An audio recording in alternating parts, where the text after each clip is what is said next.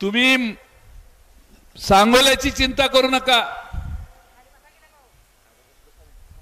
संजय कोकाटी कुठे गेले?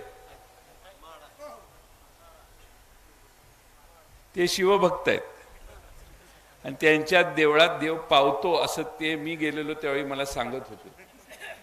कुठे गेले? माड्याची चिंता करू नका, कारण आपण सगळे माड्याला निश्चितपणाने चांगलं काम करू। करमाळ्याला नारायणाबा आताच मगाशी एका कार्यक्रमासाठी म्हणून सांगून गेले।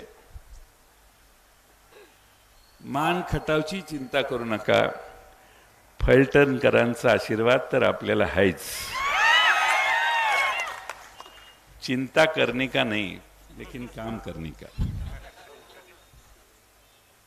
ज्या मतदारसंघाचं प्रतिनिधित्व स्वतः शरदचंद्र पवार साहेबांनी केलं, स्वतः विजयदादांनी केलं, त्याच मतदारसंघात ठामपणाने जनतेच्या हृदयावर विराजमान होऊन धैर्यशील मोहिते पाटील लोकसभेत पाठवण्याचं काम तुम्ही सगळे कराल हा विश्वास या निमित्तानं बाळगतो।